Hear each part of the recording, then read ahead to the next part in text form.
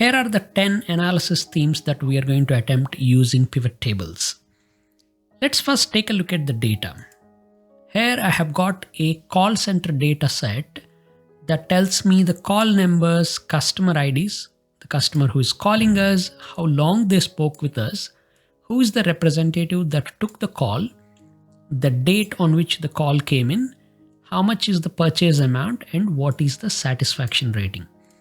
I have the data for year 2023 and we have 1000 call information here. We can use pivot tables to quickly and efficiently analyze this data in Microsoft Excel. I do have a surprise for you here, which I'm going to reveal later in the video. But for now, let's take a look at the analysis themes closely. Our first one is how many calls we are getting by customer. In order to answer something like this, we can quickly set up a pivot table on top of this data and then look at the customer ID and count how many times each ID has appeared. Before you can set up a pivot table, it is a good idea to turn this data into tabular format in Excel. To do this, just select any cell and press Ctrl T, T for table, and click OK to add the table. This is going to apply consistent formatting on the top of data, and you can also see the table design ribbon here to set up more styles, etc. Before we can make a pivot table, I'm going to give this table a name. Right now it is called table 1. I'm going to name this as calls and hit enter to commit to that name. Now you can use this summarize with pivot table button right here on the table design ribbon, or you can also go to the insert ribbon here to find the pivot table options. Let's click on summarize with pivot table. When you do this, it will identify the existing table, the calls table, and it will ask you where do you want this pivot. I'm going to make this in a new worksheet, and later on in this video, we are also going to understand what this will do and how we can use that to build even more powerful pivot tables. For now, let's select new sheets and click on OK. This is going to add a new worksheet and set up the pivot table grid area here. A pivot table is a concise business report that you can create in Microsoft Excel. It might seem a bit weird at the first attempt, but once you make it, it all makes sense. So remember, the thing that we are trying to do right now is how many calls we are getting by customer. So I'm going to go to my sheet 1, and in this area here, we want to see customer IDs go along the screen like this and how many calls we are getting here. So this is where the pivot table fields area comes into picture. This little tab that appears on the right hand side is what we can use to set up the pivot table. There are two important aspects of this screen. One is the field list. This is where all the fields of your table of data will show up. Each field is one column of your data. And then the second is the fields area here, where you can put whatever you want into the relevant aspects of the pivot report. Again, like I said, this all seems a bit weird. So let's first build it and then it all makes sense. So I'm going to take the customer ID, and as I want to see customer IDs go down screen, I'll put this into the rows area here. You can just drag and drop it into the rows area there. And for each customer that we have in our data, we have got 15 customers. Their IDs will be displayed here immediately. We want to see how many calls they're making. We can take the call number and put it into the values area. And Excel is going to count how many calls are coming up. You can see the total is 1000, and this is how the customers are calling. For example, customer 4 has called us 82 times, whereas customer 3 has only called us 50 times. As you can see, creating a pivot table is really like child's play. You just drag and drop things into various parts of the pivot table construction thing here, and then it will create the report for you. Now that you have seen a report, let's go ahead and examine the areas of this pivot table fields thing closely. Like I said earlier, these are the fields of your data, and whatever field you want, you can put it into the rows area. Whatever you put in rows, they will appear along the screen here. You can also put items into the columns area. We're going to do this in the next part of this video. And whatever you put in the values, that is going to be either counted, added, or averaged. Let's take a look at the next example. Our next example is how satisfied are our customers. And we're going to do that in the same pivot table rather than making a new one altogether. So as I'm seeing the count of calls, I also want to see the total satisfaction rating information here. So I'll select the pivot table cell again, and then this pivot table fields thing activates. A quick note of caution here, if you click outside the pivot, you will not be able to access the pivot table fields thing. So this is why you need to click inside and then use this. And once you're looking at the fields list here, you can take another field like satisfaction rating and put it into the values. This is gonna initially sum up the total satisfaction rating values. So for example, customer 1, it says the sum of satisfaction rating is 249. Now that is a ridiculous number. If you look at the data closely, we have got satisfaction rating here that usually goes from 0 all the way up to 5. So ideally what I want is, here I want to see what is the average rating of that customer's satisfaction. So as satisfaction rating is a number, by default pivot will sum it up, but you can right click on this number and you can say summarize values by, and then change the nature of calculation from sum to average. You just have to click on the average and it will change that. So there you go, we'll get the average rating. While I'm happy with this average rating, it also looks a bit ridiculous with 6 decimal points. So let's fix that. You can right click on the number again and go to number format option here. And from here, you can tell Excel how you want all of these numbers to be formatted. So I'm going to select number format and reduce this down to just 1 decimal point and click OK. So now everybody's satisfaction rating is rounded to 1 decimal point, and you can see some 4s, some 3s, and at an overall level, we have got an average of 3.9 satisfaction rating. Let's take a look at the next example. So here I want to look at who are our top 10 customers. And for this, we are also going to understand how to apply filters on top of the pivot table. So this time we are going to make a brand new pivot table. I'll go to the data, select any one cell, and then go to insert and click on pivot table option here. All of these will do the same thing. You can use the pivot table. You can use the pivot from the table design. You can also, if you're not really sure what kind of pivots to make, try out this recommended pivots option, which is a new feature available in Excel 2016 and 365. Let's try out the pivot table option here. So if you click on that, it's going to again identify the table range as calls, and it'll ask you where you want. I'm going to make this into a new worksheet. Click OK. Let's rename this as 1 and 2. And this sheet, I'm going to call it as 3 because here we are going to do the third analysis problem. So here, what I want to do is I want to see our top 10 customers by the amount of business they are doing with us. If you look at the data, apart from the call duration and the date, we also know what is the purchase amount. So for our top 10 analysis, I would like to look at the total amount purchased by each customer and then bring this down to just the top 10 customers. This is really simple. We're going to take the customer ID and put it into the rows area here and take the purchase amount and put it into the values. Initially, you're going to see the total of all the numbers added up here, and they will all look like this. As these are dollar values, it's a good idea to first apply the dollar formatting. So you can right click on this number, go to number format and set this to currency with 0 decimals. So now everything looks nice and a total of $96,000 total value here. And let's say we don't want to see all of these. We are only interested in our top 10 customers. So you can click on this little filter button that shows up top here. And from there, you can go to value filters and select the top 10 filter option. While you're here, you can also try out some of these other things if you're feeling fancy. So before doing top 10, let's try out the greater than option. Let's say I want to look at all the customers who are bringing in more than $7,000 revenue.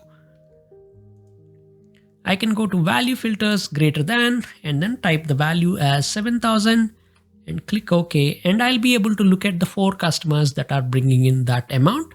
You'll also see the grand total here reflects that value. Now let's go back to the problem that we were trying to do, which is just the top 10 customers, not the ones that have more than 7,000. So to do that, I'm going to click on this again. First, clear up the filter from this and then go back again, value filters, top 10. And as we are only interested in top 10, you can straight away click OK. And that's going to show you the top 10 customers.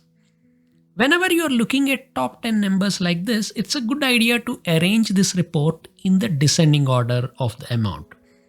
To do that, you can again right click on these numbers and go to sort and select largest to smallest option so that you can see the customer with the highest amount up top and the 10th most value at the bottom.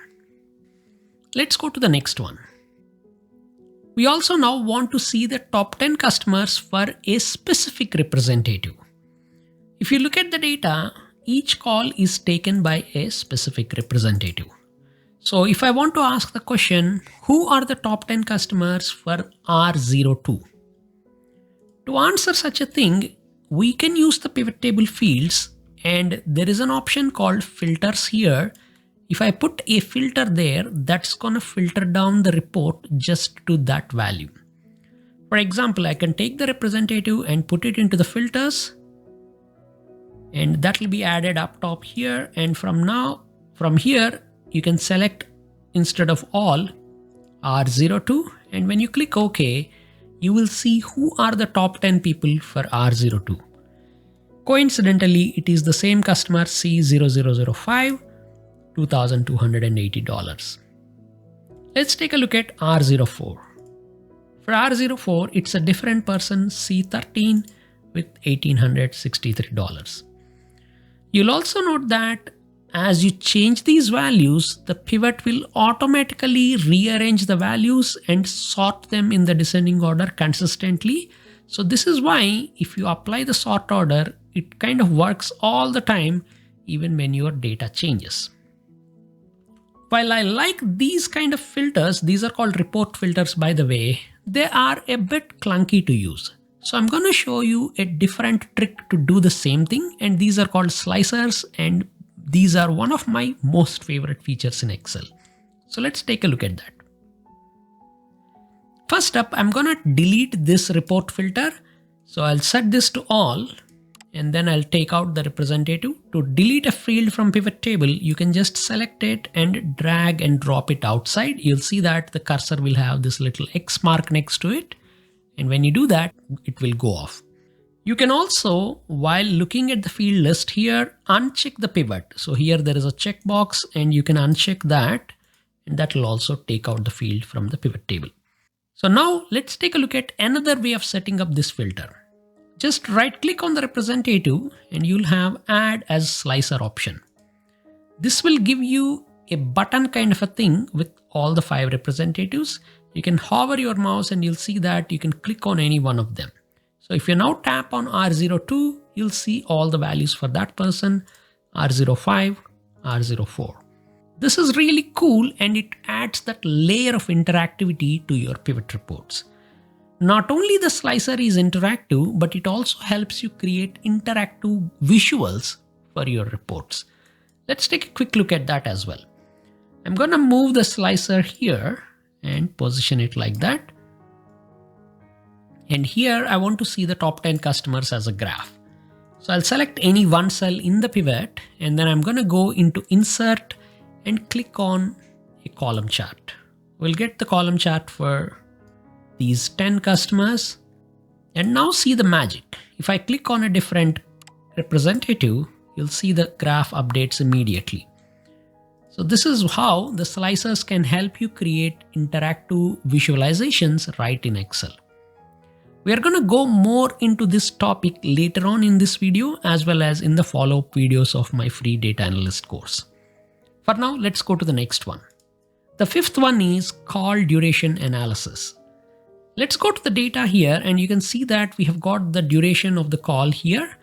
Let's just assume these are in seconds. Let's say you want to understand how the call distribution looks like. One quick way to do that is you can insert a pivot. You can go here and insert a pivot. But as we have been adding quite a few pivots, you can also, for example, take any one of these pivots, copy it, Control C and paste it. So I'm going to do that. So copy pasted that pivot. You'll get the same thing, but all the fields and everything will be there. This is a quick way to get a clone of an existing pivot with all the settings and quickly adjust things. So here, what I want to look at is call duration. So I'm going to take out customer ID and some of these other things. Let's leave the count of call number here. If you notice this pivot table right now, the one that we are seeing, this one, it has a little weird structure. There is nothing in this pivot except the count of call number. So when there is nothing, it just tells you what is the total number.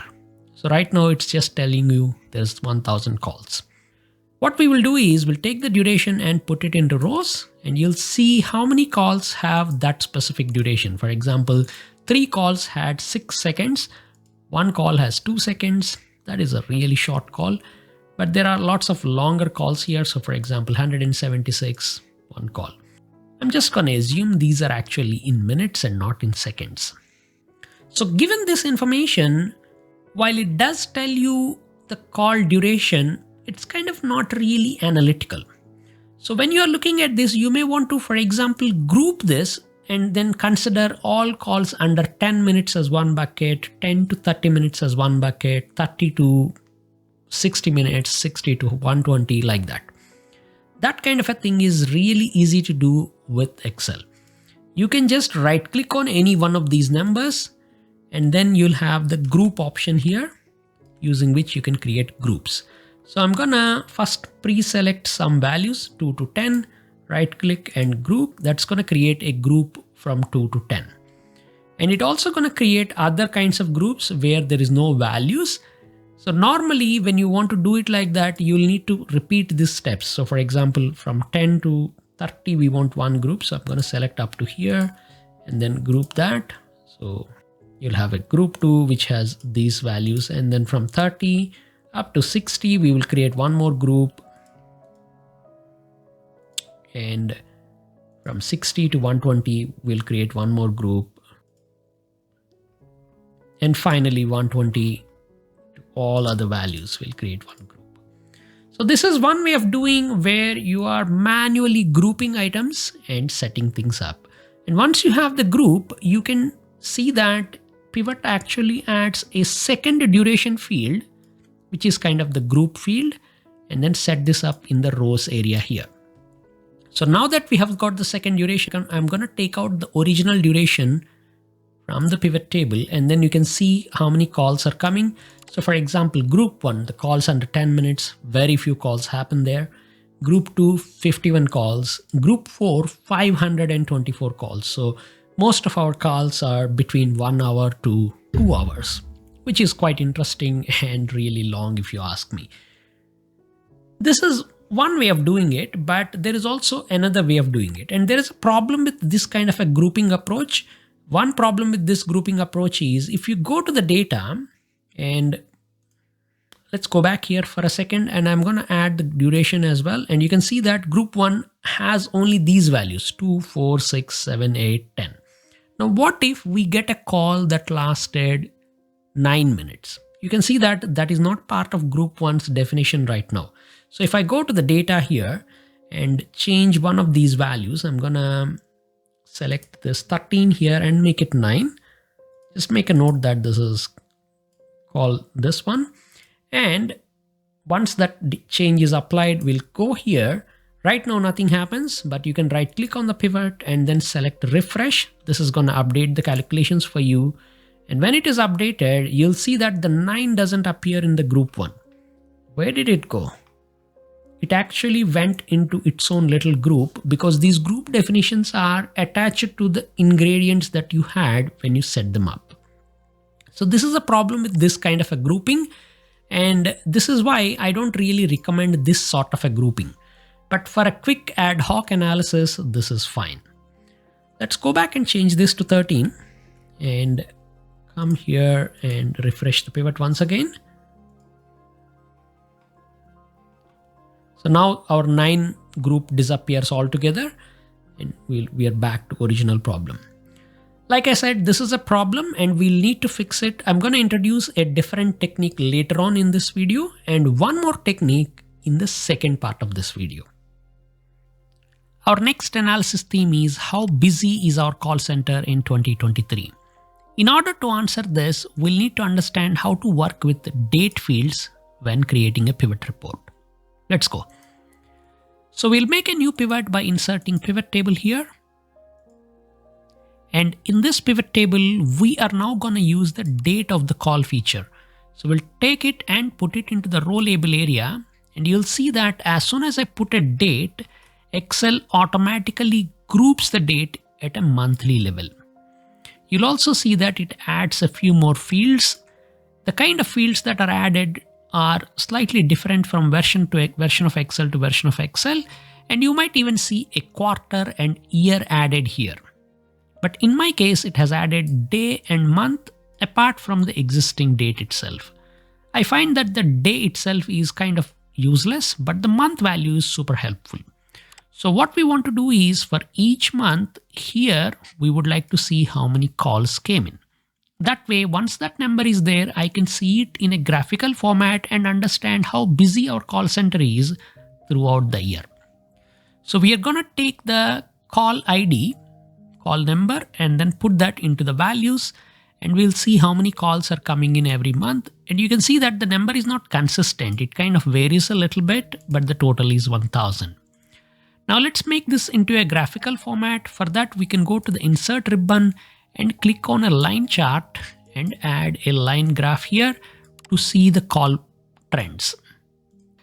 You can see that we have got a slow start of the year with Jan and Feb having about 80 calls, but then it quickly picks up in March, April, May, and then it goes down again and then picks up in October, November.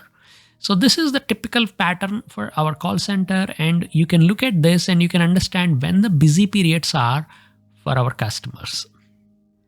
When we add a date field to the pivot table, Excel also automatically adds this kind of a grouping, and you'll see that there is a little plus button right next to each date.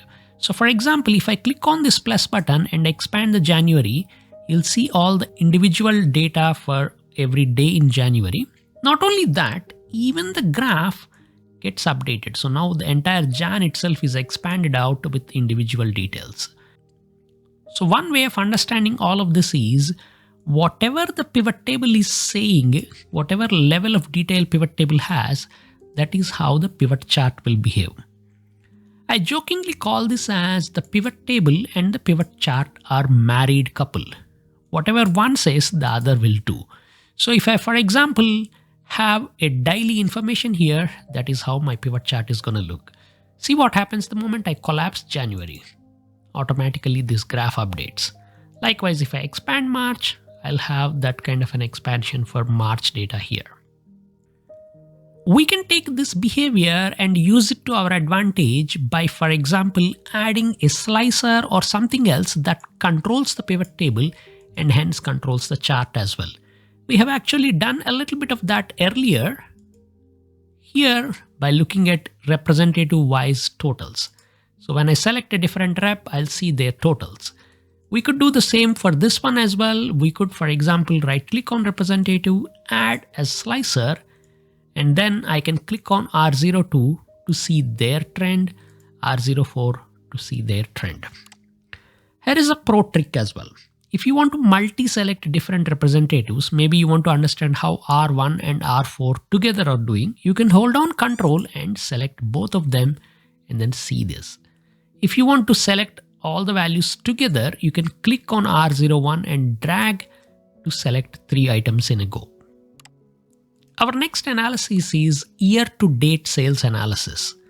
And for this purpose, we would like to look at our data and look at the purchase amount and then see how much it adds up over the course of a year. Again, we would like to make a new pivot, but we already have many pivots. So I'm just going to copy this pivot, Control C, and paste it right here. In this pivot, I would like to, instead of seeing count of call number, the amount. So I'm going to take this one out and then put the purchase amount there. So we'll see individual monthly values, and the total is only 59,000. That doesn't look all right. If you remember correctly from earlier, when you clear, we have got a total of 69,000. So what's going on with this pivot? How come it is only showing 59? This is because when you copy paste one pivot to another, you're not just getting a pivot, you're also getting any slicer connections as well. So if you see here, this pivot is connected to that slicer. But because we copy pasted that pivot, even this guy is connected to that slicer. That's why these totals are just for R1, R2, and R3.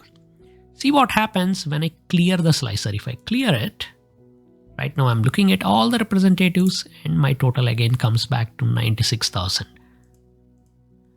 Here it is 69 because we are only looking at the top 10 customers. But once you include all the customers, it will go up to 96 or whatever that is. All right. So now that you understand the trick behind connecting the same slicer to multiple pivots, let's go ahead and look at how to get the year-to-date totals. By default, each month will only show its value, but you can right click on the number, any number would do, and you can go to the show values as, and from here, you can change the type of calculation. Right now, we are not doing any calculation, but instead what we want to do is we want to do a running total. So this is what I'm going to pick. Right click, show value as running total in. And when you click OK, you're going to see the running total in the month field, and then the values will add up and December will have 96,000. Now that the running total is there, you can see it either in the pivot, or you could make a cool little graph, like for example, an area graph, to see how over the course of the year, our total amount has changed. It started slow, but it quickly picked up and we reached up to 96,000 by the end of the year. And the beautiful thing with this graph is it is still linked to that slicer. So if I click on R02, I'll see how the trend is for them. Likewise, R03, R05, you can see that as I click on this, these graphs change. You might be thinking, okay, Chandoo, this is all good, but my year doesn't start on January and end on December. What if I need to end the year at June and then restart it from July? In this case, we will need to first calculate what is called a financial year and then bring that into the data. To do such things, you can go to the data itself and add a column that tells you what financial year it is. Once you add such a column, you can come back and use that column in the pivot table. So let's attempt that. I'm going to go to the data here, and here I'm going to say FY. And in the FY, we want to look at the date and then tell Excel what the financial year is. So the financial year would be 2023 if the date is prior to 30th of June. Anything after that, that is 1st July onwards, it will be 2024. So here we can say if month of the date is less than or equal to 6, that means you're in the first 6 months of the year, then the FY is same as the year of the data. So in this case, year will tell me 2023. Else it will be year of this plus 1. So here we will have 2023, and the moment we switch over to July, here you can see that it kind of switch overs from 2023 to 2024. This logic will work even when you have more than 1 year's worth of data, because the consistent approach of selecting the date, looking at the month, and then just picking the year of the date or year of the date plus 1. You could do these kind of things here in Excel, or You can also set up an add column logic in Power Query if your data is coming in like that. So now that we have got the FY value here, let's go ahead and use it in the pivot. Let's go to the pivot here, and I want to copy the same thing again, but this time set up a financial year running total. So we'll set it up, and I want to use the FY field, but it is nowhere to be found in the field list.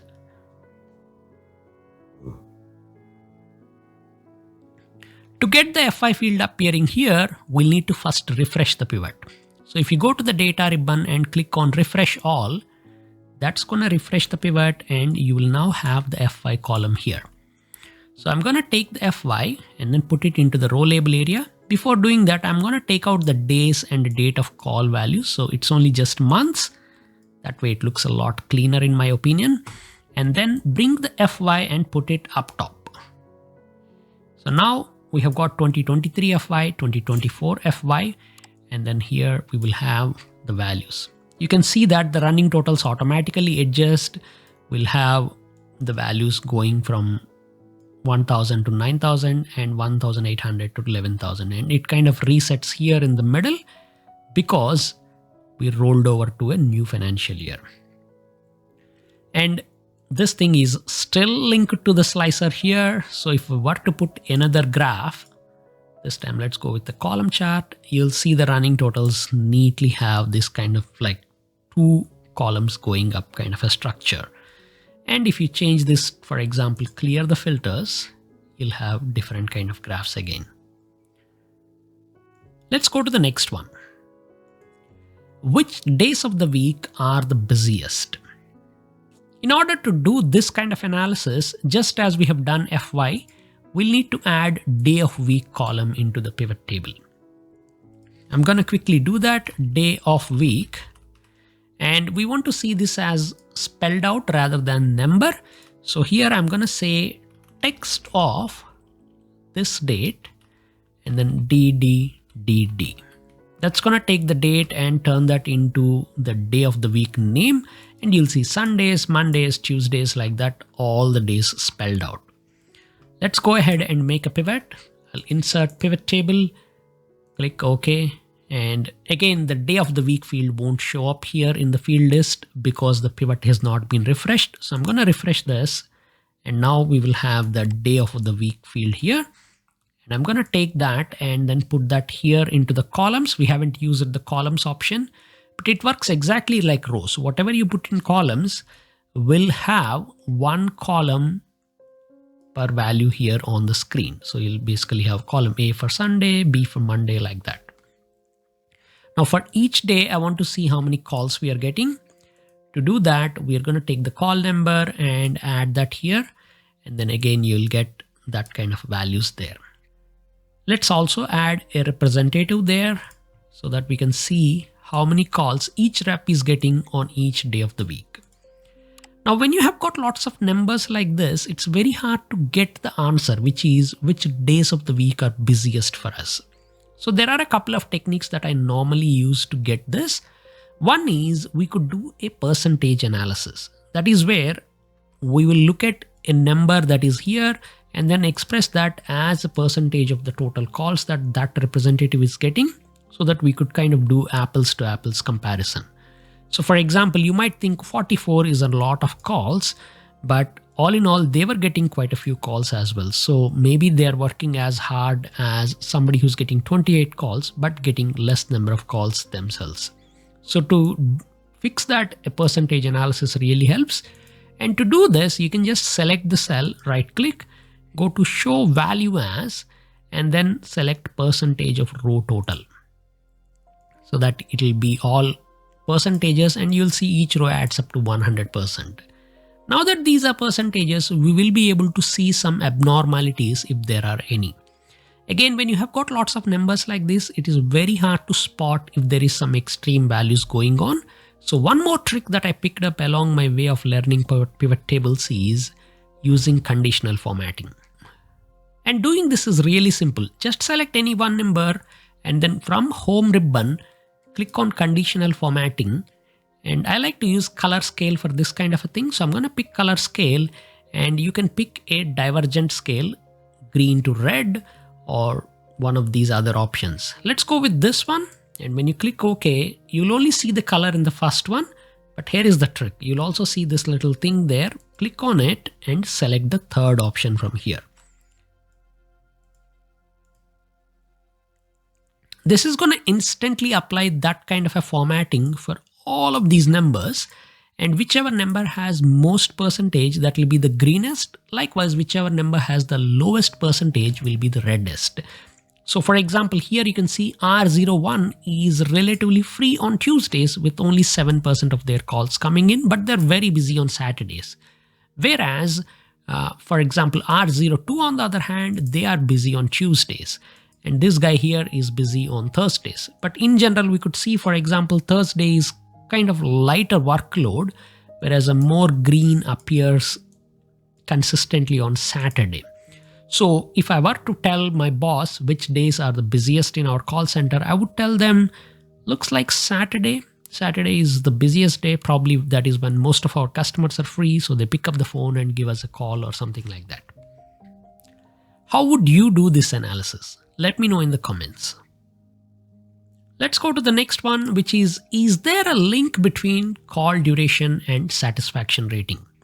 So far, the first 8 ones are more specific questions, but now you could see that we are going into a little bit of vague or qualitative kind of an area of analysis where there is no definite black and white answer for these kind of questions, but we want to explore and get a feel of the data. So one thing that I like to do is use pivot tables to again get most of the work done when I'm doing these kind of questions. And then where the pivot tables cannot do it, then bridge the gap with some formulas. So for example, here, is there a link between call duration and satisfaction rating? If you look at the data, the duration has this kind of a very granular level information with every minute being recorded. Likewise, even the satisfaction rating 4.9, 2.9 going to the decimal points. So in order for us to do this analysis effectively, what I'm going to do is I'm going to add 2 more columns. One is a duration bucket and the other one is a satisfaction rating rounded up. So it doesn't have these decimal points. It's just 1 to 5 rating. Let's do that quickly. I'm going to insert a few columns. And in the first column here, duration bucket. And this one is basically looking at the duration here.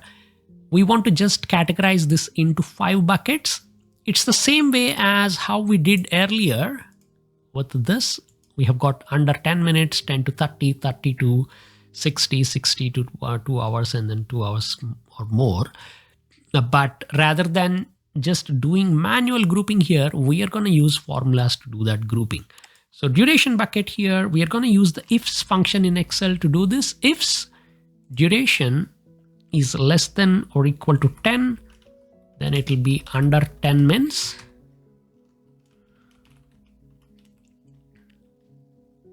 Next, if duration is less than or equal to 30, 10 to 30 minutes. If it is under 60, 30 to 60 mins. If the duration is less than or equal to 120, then it is 2 hours. Else, so for else part, we just say true, and then we'll say more than 2 hours. This is going to basically give us a bucketing here. The beautiful thing with this is if and when our data changes or we have new data, it automatically again tags the call into the right bucket. Whereas as I shown you earlier, this kind of a grouping doesn't really hold up when you have a new call that is not part of any of the existing values. So this is a duration bucket. If you have data in Excel, you can use formulas. If you have got data coming in from SQL Server or a web page or a SharePoint folder, then you could do this in the Power Query as well. The next one that we want to do is satisfaction rating. Again, we want to round it up. So rating rounded, and this one is going to be basically round, take the rating value and just round it to 0 decimal places. So we'll have the rating of 0 to 5. It's surprising that some people have 0 rating, but let's just go with that for now.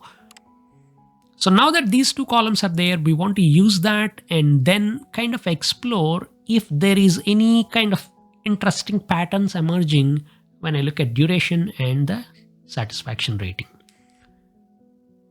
To do that, we'll just insert a pivot table. And in this pivot table here, we're going to put the duration bucket and the satisfaction rating into the report. First, we need to refresh it so we can see those fields. And now I can see the duration bucket and rating rounded fields. I'm going to take duration bucket and put it into rows and rating rounded into columns. So now that that is there, let's just see how many calls we are getting in each of these combinations, and you'll start to see some interesting patterns emerging. I'm going to expand these things out so that we could kind of observe this closely. And before we could even read this, it kind of looks lopsided. That's because if you look carefully at the ordering here, it kind of shows 1 to 2 hours up top and then under 10 minutes at the bottom, 10 to 30, 30 to 40, and then more than 2 hours. So it's kind of like jumbled. And if you're thinking, why is it like that? It's because it is sorting this list in alphabetical order. While that might work for names or cities or something, for some ad hoc items like this, that's not a good idea. So here is a trick that you could use to rearrange items in the pivot table. I want under 10 minutes to show up top. So I'll click on under 10 minutes. And while looking at the cell, if you place your cursor on the border of the cell, any border, you'll see that it turns into this black color arrows cursor. Click and drag it now. Likewise, this one should be next. And then this one. And then we have 1 to 2 hours like that. So with this, you will now start to see this kind of like a very weird triangular pattern appearing. And that should tell us a little bit more of what is happening in this data. And at this point, you can apply conditional formatting to kind of really bring out the numbers quickly. So we're going to select the first conditional formatting, dark green to light green option, and then apply it all over. And then you can see what is happening. So the sweet spot seem to be here, this area there, where if the calls are between 1 to 2 hours, then the customers seem to be kind of rating us highly there. A lot of calls are happening, and then that is where the satisfaction seems to peak. But again, we have very few calls, like under 10 minutes, only 9 calls. So it's not fair to compare things like that. So you may want to do a percentage based analysis. And again, you could do this by right clicking at a row level. And then let's take a closer look at that. So when I do this, you can see that there is no definite pattern as such. In general, most of the customers are very happy with that. That's why we have kind of like more 4s and 5s. Very few customers here. And we could kind of see there is no definite pattern. If anything, the shorter the calls are, the more number of people are satisfied and just leaving. Whereas the longer calls have 40 and 30 there, whereas shorter calls have 50 and 55 there. So maybe that could be one conclusion. Maybe we can tell our agents, keep it quick, keep it to the point so that the customer can finish the call and maybe go on and do what they have to do. But that is one way of looking at this data. Do keep in mind that the numbers and everything here are randomly made up. So there is actually no real pattern in the data. It's just all random noise. But you could use the pivot tables and conditional formatting and the value settings to really dig deep and look at your data like this. And here is a little challenge for you. If you want, you can also create a scatter graph to explore this data.